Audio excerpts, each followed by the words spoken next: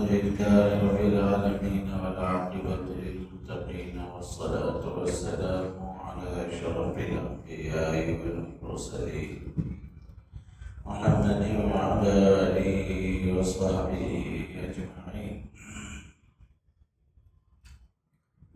أما بعد فإن أصدق الحديث كتاب الله وأحسن الهدي هدي محمد صلى الله عليه وسلم وخير الأمور عواسمها وشر الأمور محدثاتها وكل محدثة بدعة وكل بدعة ضلالة وكل ضلالة في النار.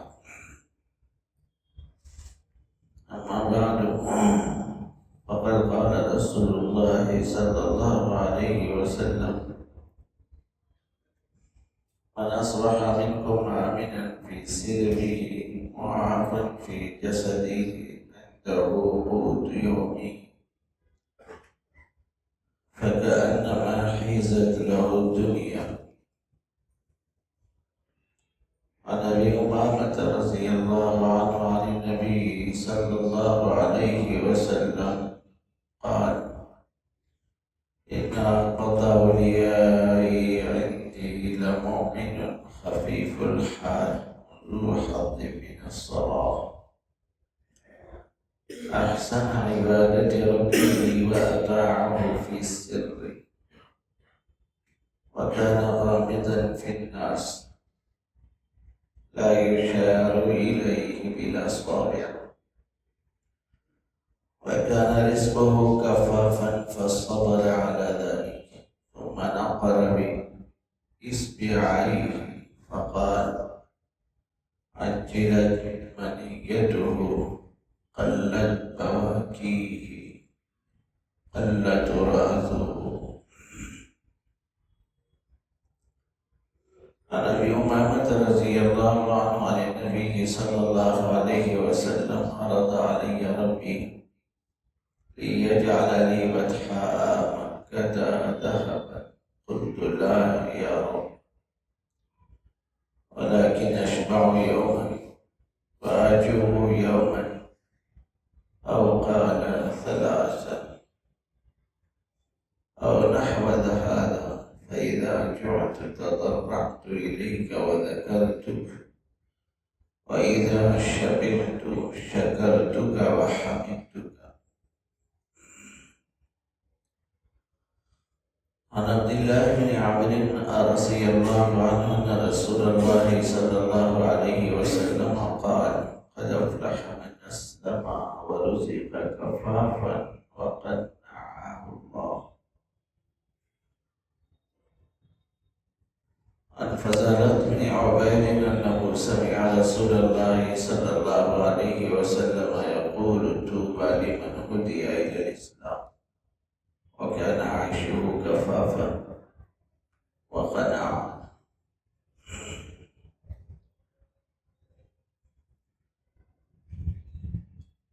رسول اللہ صلی اللہ علیہ وسلم سے متعلق وہ احادیث کا تذکرہ ہے جس میں آدمی کو آخرت کے اعمال کی فکر دلائی. ہر چھوٹی بڑی نعمت سب اللہ کی عطا کرتا ہے. اس کے مقصود میں اللہ نے جتنا لکھا ہے وہ روزی ضرور مل کر رہے. ہر بندہ مومن کو اس بات کا کامل یقین ہونا چاہیے جو نعمت بھی مجھے میسر ہے میرا اپنا کمال نہیں ہے، میرے مولا کا فضل ہے.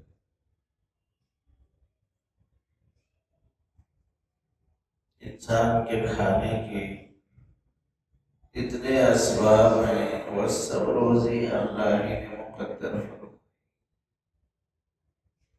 رہن سہن کا سامان ہو، چلنے پھرنے کی ضروریات ہو، یہ سب اللہ کی عطا کردہ نعمت ہے. ظاہر بات ہے کہ یہ نعمتیں اس لیے استعمال کرنا ہے کہ ضرورت کے وقت آدمی زندگی گزار کر اللہ کی بندگی کرے.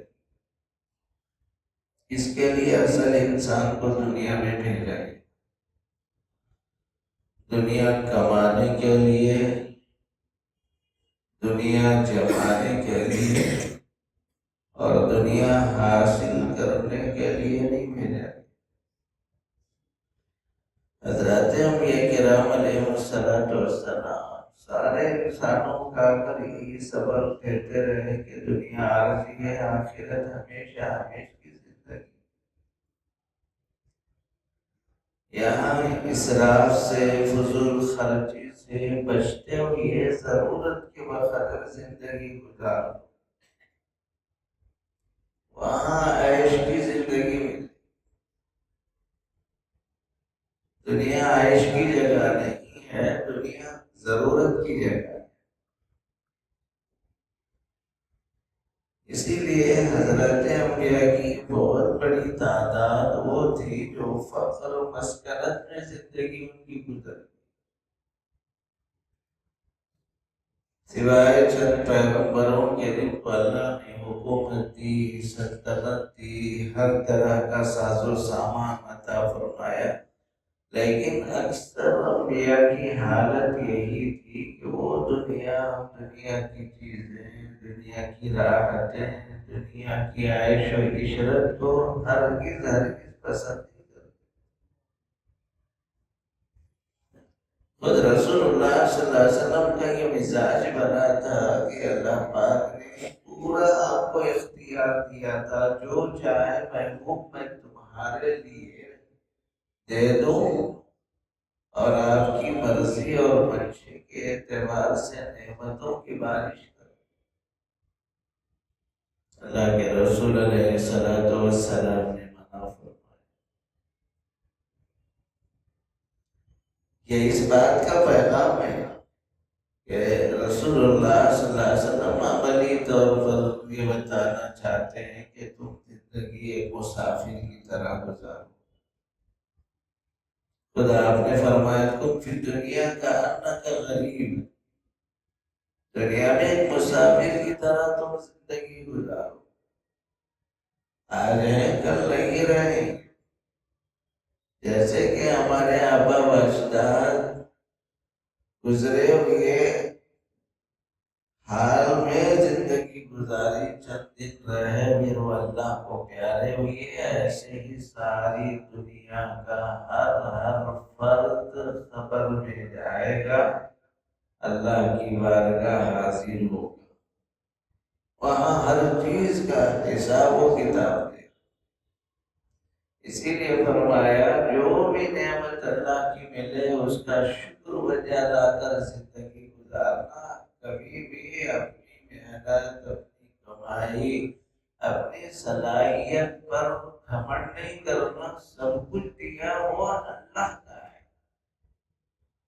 جب سب کچھ دیا ہوا ولی کا ہے تو گھمنڈ کس کی چیز پر آپ کریں؟ اسی لیے اللہ کے نبی علیہ السلام نے یہاں تک سمجھایا، اللہ کی چھوٹی چھوٹی نعمتیں بھی ملی ہیں، اس کی بڑی قدر کرو۔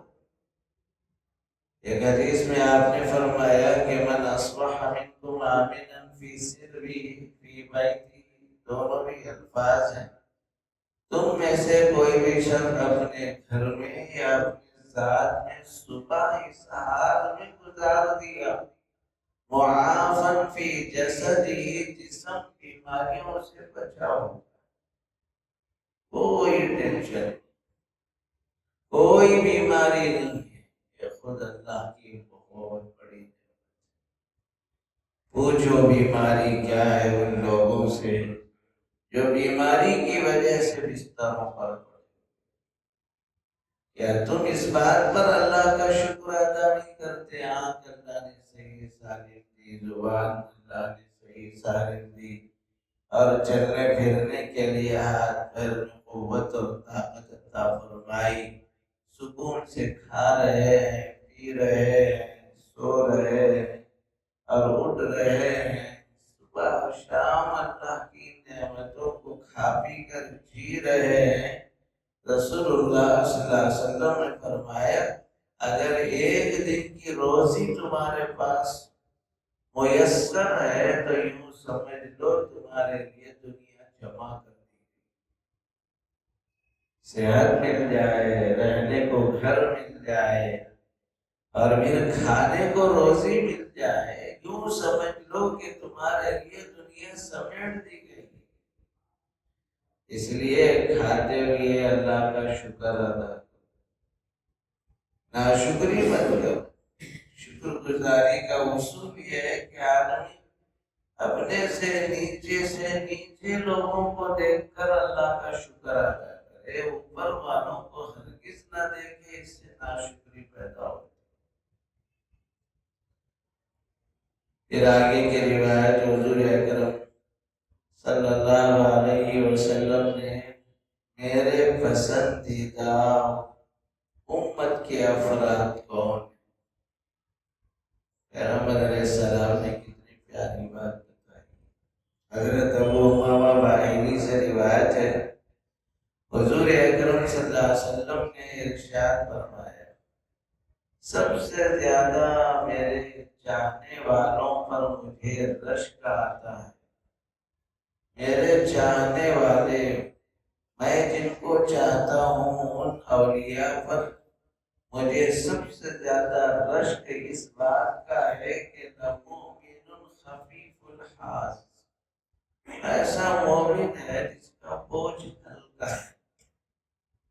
ہلکا بوجھ کا مطلب زیادہ دولت، زیادہ دنیا، زیادہ کمائی، زیادہ حرص نہ ہو، ضرورت کے وقت اس کی زندگی ہو، ان پر مجھے رشک آتا ہے۔ ذو حظ من الصلاۃ، ان کا اکثر حصہ نماز میں گزرتا ہے۔ ایک نماز پڑھنے کے بعد دوسری نماز کی فکر میں، نماز کو جب آگے سنتوں کی فکر میں، نماز فرض کے بعد کی سنتیں، نفل، اس میں ان کا وقت گزرتا ہے۔ اور عبادت، احسن عبادت ربی، پروردگار کی عبادت اخلاص سے کرتے ہیں، شاندار سکون سے، خشوع سے نماز۔ ایسا نہیں کہ آیا دھڑا دھڑ رکوع، دھڑا دھڑ سجدے، دو چار ڈھونگ لگایا، نماز پڑھا، نکل گیا۔ نہیں، میرے چہیتے جن کو دیکھ کر مجھے رشک آتا ہے، وہ ایمان والے بندے ہیں جن کو حرص نہ ہو، دنیا کی معمولی چیزوں پر زندگی گزار لیتے ہوں، ان کا اکثر حصہ نمازوں میں گزرتا ہے۔ اور نمازیں بھی اور عبادت بھی کیسے شاندار سے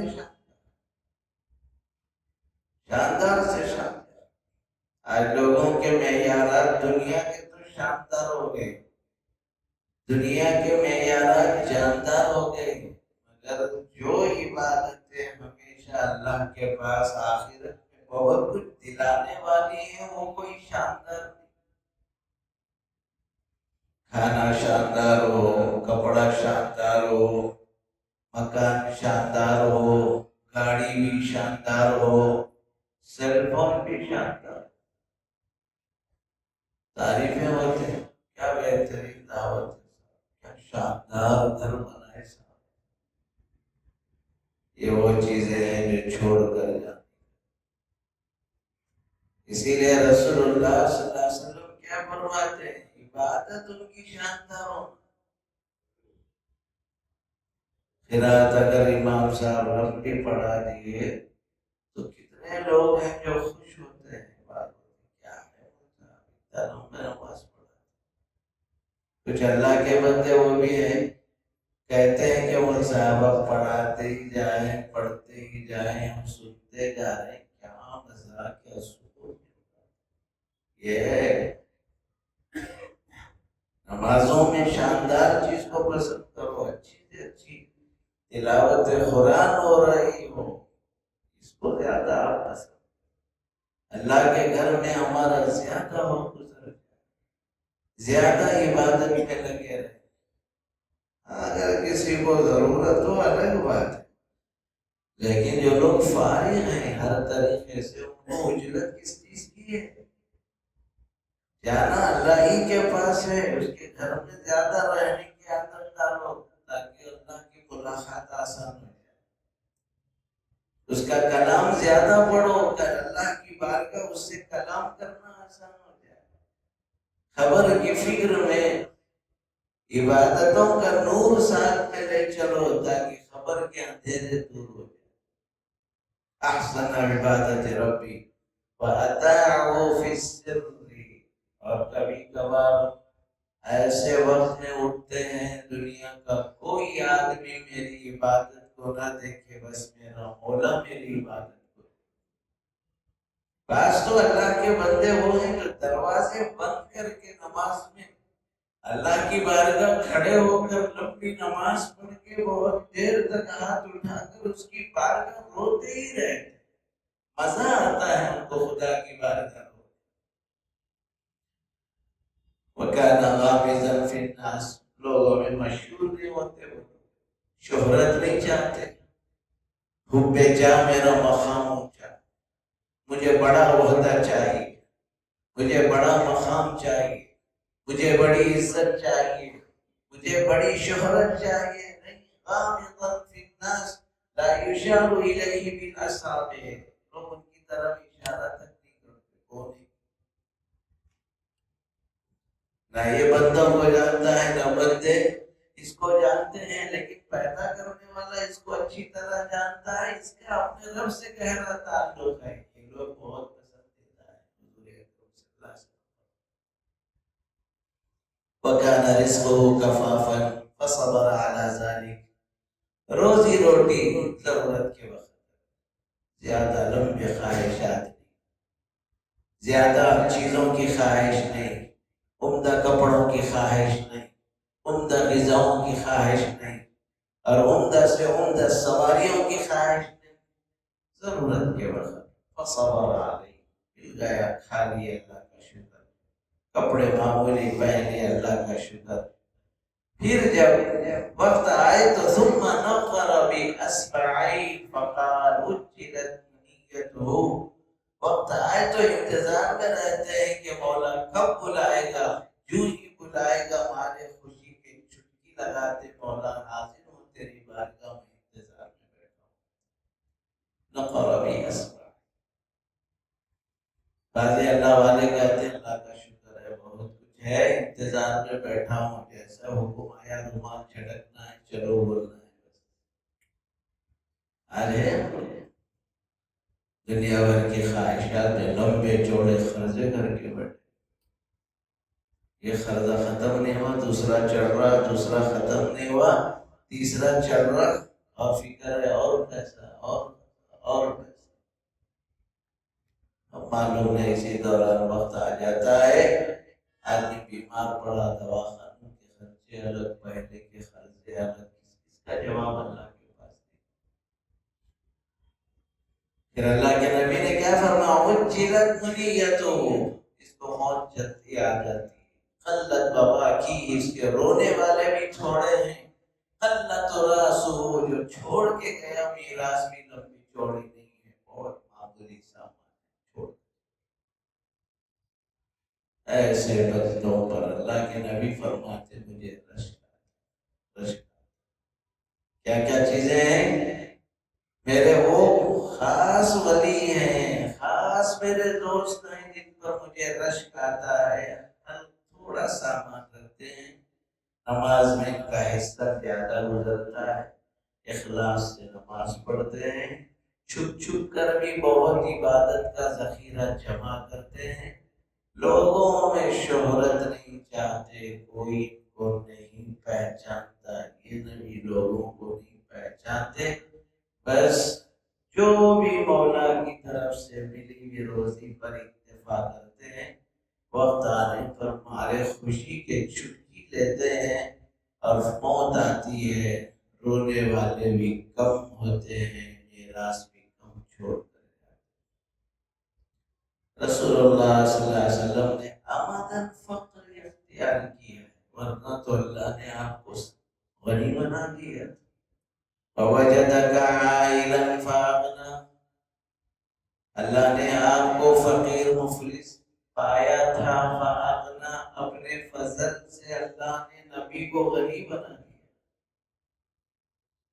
لوگ نہیں سمجھتے رسول اللہ صلی اللہ علیہ وسلم غنی جیسے فخر و فاقے کے واقعات اختیاری ہیں، ورنہ اللہ نے بہت کچھ حضور کو دیا.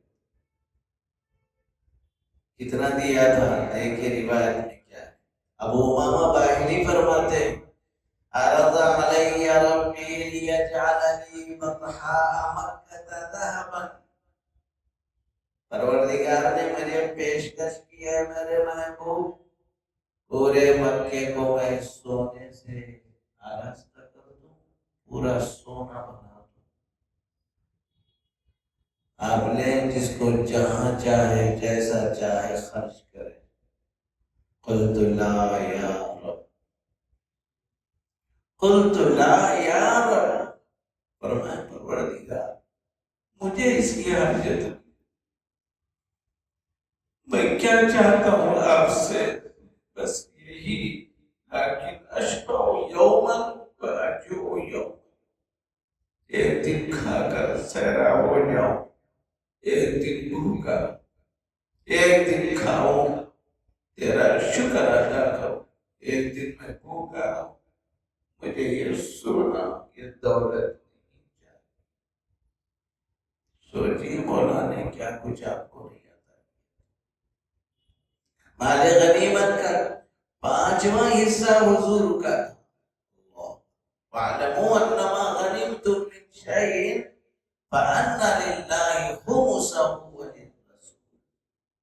مال غنیمت کے 5 کروڑ آتے تو 1 کروڑ سرکار کہتے، 4 کروڑ سارے مجاہد. جب اتنا سب کچھ تھا تو فاتح کیوں چلتے تھے؟ اور آپ کو حیرت ہوگی احادیث شریفہ میں رسول اللہ صلی اللہ علیہ وسلم کی جو نام نفقہ دینے کا جو معاملہ تھا، سالانہ پورا خرچہ ایک مشت ہر بیوی کو دیتے. ہے کوئی مالدار دنیا کا بتاؤ، لاؤ آقا کے سامنے کسی کو کہ سال بھر کا نفقہ 9 بیویوں کو کسی نے دنیا میں دیا ہو. حضور نے جب اتنا سب کچھ دیتے تھے باقی کیوں چلتے تھے؟ اللہ کے نبی کا سب کو دینے کے بعد جتنا بچتا تھا سارا شام ہونے تک سب خرچ کرتے. بلا ازواج مطہرات دیکھتی تھی ہم اگر اللہ کے رسول کے ساتھ رہنا چاہتے ہیں تو ہمارے دل میں بھی اس پیسے کی محبت نہیں ہونا چاہیے. سب اللہ کی راہ میں ازواج مطہرات بھی اپنا نفقہ لوٹا دیں. سرکار کو دیکھتے تو بیویاں بھی حضور کے ساتھ ہم کو رہنا ہے، ہم کو کیا ساتھ لے جانا ہے یہ دولت کو. جب سرکار لٹا رہے ہیں تو ہم کو بھی ساتھ رہنا ہے تو لٹانا پڑے. سب لٹا یہ گھر میں فاقے شروع ہو جاتے. یہ ہے راز. سب کچھ ہوتے ہوئے حضور نے فقر کو اختیار. سلام اس پیغمبر پر جس نے بادشاہت میں فقیری کی ہے. سلام اس پر کہ جس نے بادشاہت میں فقیری کی ہے. یہ ہمارے آقا محمد رسول اللہ صلی اللہ علیہ وسلم کی شان.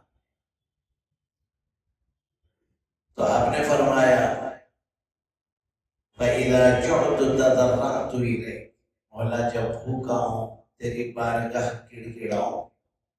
وَذَكَرْتُكَ، میں تجھے یاد کرتا ہوں. وَإِذَا شَبِعْتُ، جب میں سیراب ہو جاؤں. شَكَرْتُكَ، تیرا شکر بجاتا ہوں. وَحَمِدْتُكَ، تیری تعریف. معلوم ہوا کھاؤ تو اللہ کا شکر کی عادت ڈالو. یہ سارے سب نعمتیں وہ ہیں جو کل پوچھا جائے گا. ثُمَّ لَتُسْأَلُنَّ يَوْمَئِذٍ عَنِ النَّعِيمِ. ارے بندے کیا سمجھتا تھا تیری صلاحیت سے تو نے کمایا یا میں نے اپنے فضل سے تجھے دیا تھا؟ نعمتوں کو کہاں خرچ کیا؟ سوال اس کا ہوتا ہے جس نے دیا ہے، سوال اس کا نہیں ہوتا جو ہمارا ہے. معلوم یہ ہوا سب کچھ دیا ہوا اسی کا ہے. لہذا اسی کے حقوق پر خرچ کرنے کا مزاج پیدا کیا۔ رسول اللہ صلی اللہ علیہ وسلم نے کتنی پیاری بات ارشاد فرمائی۔ عبداللہ بن عمر فرماتے ہیں ان رسول اللہ صلی اللہ علیہ وسلم قال قد افلح من اسلم ورزق کفافا وقنعه اللہ، کامیاب ہو گیا وہ مسلمان جس کو ضرورت کے بقدر روزی ملی، اسی پر قناعت کیا۔ ضرورت کے بقدر روزی ملی اور اس پر اس نے قناعت کیا۔ آج مسلمان کا ناکام ہو گیا، اللہ کے نبی فرما رہے ہیں وہ کامیاب ہو گیا جو ضرورت کی روزی پر اکتفا کر لیا۔ اللہ کا شکر ہو جائے۔ آج بھائیوں ہر چیز کا معیار بڑھ گیا، کھانے کے معیار بڑھ گئے، گھر بنانے کا معیار بڑھ گیا، رہن سہن کا معیار بڑھ گیا۔ حال یہ ہے کہ جب اتنے خواہشات بڑھ گئے تو ایک نوجوان دیکھتا ہے سارے خواہشات میرے انڈین کرنسی میں پورے نہیں ہوتے، بڑی کرنسی ہونا چاہیے، امریکہ کے ڈالر چاہیے، سعودی کا ریال چاہیے، یو کے کا پاؤنڈ چاہیے، کویت کا جی وہاں کا دینار چاہیے۔ یہ سب اپنے شہر کو، ماں باپ کو، رشتہ داروں کو چھوڑ کر جانے کا ایک عجیب مزاج بن گیا ہے۔ اولاد ہے پھر بھی اولاد نہ ہونے کی طرح ماں باپ زندگی گزار۔ کتنے بچے ایسے ہیں جو باہر زندگی گزار رہے ہیں، سارے بچے باہر، ماں باپ پڑے ہوئے، ضرورت پر کوئی دوا لا کر دینے والا نہیں۔ وَلِينَ شُهُودًا، قرآن کہتا ہے اولاد بھی نعمت، اولاد کا حاضر ہونا بھی بہت بڑی نعمت، اور سب سے بہترین روزی وہ ہے جو وطن کی ہو، ماں باپ کی خدمت، ماں باپ کی ضروریات میں آگے بڑھ کر حصہ لینا، ان کے دکھ میں شریک ہونا، رشتہ داروں کی خوشی میں شریک ہونا، کسی کے مرنے پر جنازے میں شرکت کرنا، کسی کے گھر میں موت کے ہونے پر گھر والوں کو تعزیت پیش کرنا، یہ سارے نیکیوں والی زندگی یہ زیادہ بہتر ہے پردیسی زندگی کے مقابلے۔ کتنے ایسے جنازے اٹھ رہے ہیں، اولادوں کو آنے کی توفیق نصیب نہیں، نہ باپ کی فکر ہے نہ ماں کی فکر ہے، حتیٰ کہ وہ شوہر جس کے اوپر ضروری تھا کہ ازدواجی زندگی بیوی کے ساتھ گزارنا، یاد رکھیں بغیر بیوی کی اجازت کے کوئی شخص باہر چلا جاتا ہے وہ گنہگار ہے، اس کا کمانا بھی اس کے لیے حلال نہیں۔ معلوم ہے آپ کو شریعت میں جب بیوی ہے، یاد رکھو نانکا باپ کے اوپر ایک اولاد نہیں، کئی اولاد ہم پر واجب ہوتا ہے، لیکن بیوی کا جو نفقہ ہے تنہا شوہر پر واجب ہے۔ ازدواجی زندگی کا حق ادا کرنا ضروری ہے، یہ نہیں کہ جاؤ مہینوں جا کر باہر پڑے رہو۔ جوان عورت اور جوان لڑکی شادی ہوئی ہے، وہ بغیر شوہر کے زندگی گزارے، ہر ایک کے ساتھ شیطان بھی لگا ہوا ہے، نفس بھی لگا ہوا ہے، یہ کسی بھی وقت انسان کو برائی میں مبتلا ہے۔ ایک دفعہ ایسا ہوا، سیدنا عمر بن خطاب رضی اللہ عنہ، سنیں یہ مسئلہ اچھی طرح سن کر خود بھی عمل کریں، دوسروں کو بھی بتائیں۔ حضرت عمر بن خطاب رضی اللہ عنہ ایک دفعہ گشت کرتے کرتے ایک ایسے گھر پہ پہنچے جہاں پر ایک عورت کے رونے کی آواز آئی۔ اور وہ اشعار پڑھ رہی تھی، کاش کہ میرا شوہر بھی ہوتا، میں اس کے ساتھ چین اور سکون کی زندگی گزارتی، جیسے پڑوسوں کو ان کا شوہر ہے، کیسی خوشحال ان کی زندگی ہے۔ میرا شوہر باہر گیا ہوا ہے، جنگ کے محاذ پر ہے، کئی بار عرصہ ہو گیا نہ میں نے شوہر کو دیکھا، نہ اپنی جنسی تسکین اس سے حاصل کر سکی۔ اشعار میں حضرت عمر بن خطاب رضی اللہ عنہ کے کان کھڑے ہو گئے اور ڈرنے لگے، کب یہ عورت اللہ کے پاس عمر کے خلاف شکایت لے جائے کہ امیر المومنین نے میرے شوہر کو غزوے پر بھیجا، کئی عرصہ ہو گیا میں اپنے شوہر سے محروم رہی، اللہ کے پاس کہیں عمر کی پکڑ نہ ہو۔